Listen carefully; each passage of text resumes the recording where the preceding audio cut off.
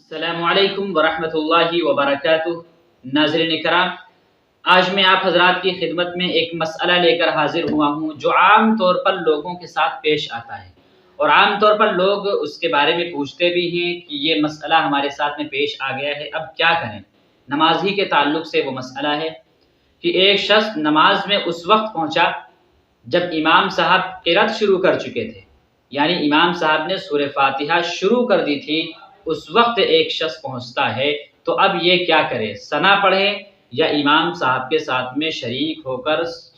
خاموش کھڑا رہے، یا ثنا کس وقت پڑھے، یا اگر ثنا نہ پڑھے نماز میں تو نماز میں کوئی فرق آئے گا کہ نہیں آئے گا، نماز ہوگی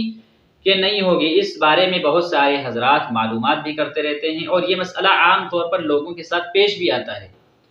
کہ ایسا شخص کیا کرے۔ تو اس کا مختصر سا جواب یہی ہے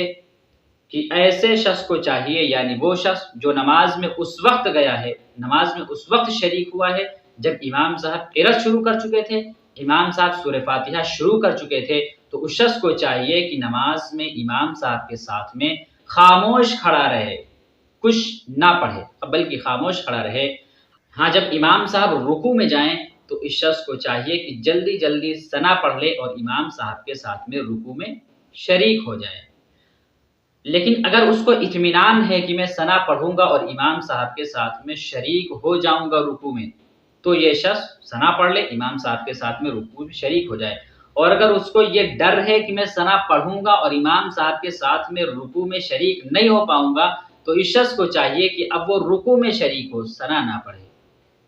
تو اگر اس کو اطمینان ہے کہ میں جلدی جلدی ثنا پڑھ لوں گا اور امام صاحب کے ساتھ میں رکوع میں بھی شریک ہو جاؤں گا، تو اس کو گنجائش ہے، اجازت ہے کہ یہ شخص پہلے ثنا پڑھ لے پھر رکوع میں شریک ہو جائے۔ اور اگر اس کو ڈر ہے کہ میں ثنا پڑھوں گا تو میرا رکوع چھوٹ جائے گا امام صاحب کے ساتھ میں، تو اس شخص کو چاہیے کہ ثنا نہ پڑھے بلکہ رکوع میں شریک ہو جائے۔